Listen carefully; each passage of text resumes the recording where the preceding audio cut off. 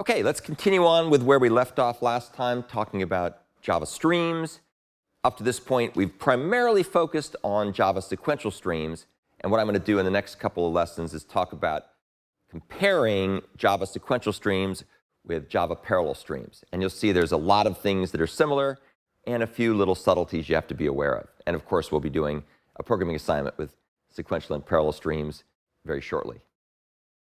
So stream operations run sequentially by default. If you just say .stream or use some of the other various factory methods like of on a stream, you'll get a sequential stream. And that's what we're really going to focus on here for the next couple lessons. However, you can also have them run in parallel, and we'll cover that probably starting next week. And the real difference in terms of how you program them is often very simple, with a few tweaks that we'll talk about, a few twists and turns. But what you typically do is you go from saying .stream as the factory method on some kind of collection to .parallelStream.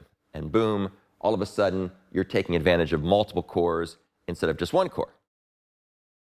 What happens under the hood, and we'll spend a fair amount of time on this later in the course, is that the parallel stream create phase or split phase splits its data up into multiple chunks, typically in atomic-sized units, units of 1.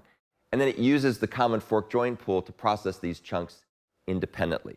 So it'll take the chunks, and then each of the threads that are used to run the chunks in parallel come out of the common fork join pool. We've already talked about the common fork join pool, so you have a fair understanding of what it's doing under the hood and how it's using work stealing and other cool things in order to maximize core utilization. Each worker thread in a fork join pool, in the common fork join pool, as you may recall, runs a loop that continuously looks for things to do. It wants to work. It's eager, and it wants to get things done. The goal, of course, is to keep these worker threads as busy as possible in order to maximize CPU core utilization. As we also talked about, this is just a quick recap. If there's idle threads in the pool, but there's other worker threads that have work to do on their decks, their double-ended queues, then the idle threads will go and randomly steal the work from the tails of the busy threads' decks. Oftentimes, not always, but oftentimes, under the right circumstances, which we'll also talk about in more detail, a parallel stream can be much more efficient and much more scalable than a sequential stream. And we'll maybe talk about the search stream gang example. We may or may not have time for that, but basically it's an example that searches for phrases in, of course, the complete works of Shakespeare, because that's my go-to example for lots of things. And what you'll see is when you run it with sequential streams, when you search the complete works of Shakespeare for a whole bunch of different phrases, it takes about 2.5 seconds to run with one thread. But then when we run it with parallel streams, you can see that it basically takes about 351 milliseconds. So way faster. This particular test was conducted on my 10-core MacBook Pro with gobs of memory. But you would see similar types of speedups on other platforms as well. Obviously, your mileage may vary depending on various factors. But substantial speedup, almost a linear speedup. So if it was roughly 3 seconds here, and this is like 0.35 seconds or something, it's speeding it up quite a bit. That, of course, is because this is an embarrassingly parallel problem. So it parallelizes very nicely.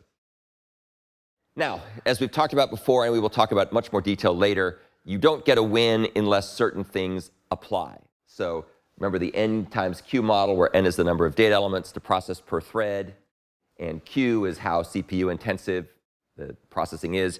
When n times q is big, we get a bigger win from parallelism. When n and q are small, we get less of a win.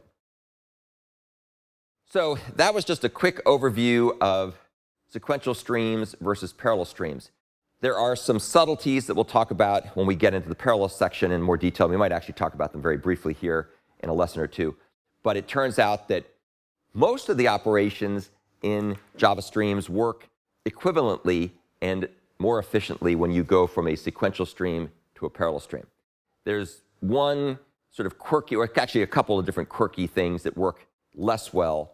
So things that require stateful processing, like limit, for example, often don't work as well on a parallel stream because of the need to share state between the different threads.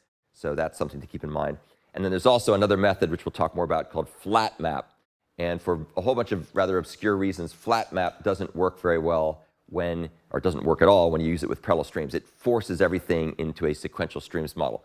So I'll show you that later, and I'll talk about a nice little trick to make that work also, or to make parallel streams work properly without using flatMap, but getting the same effect.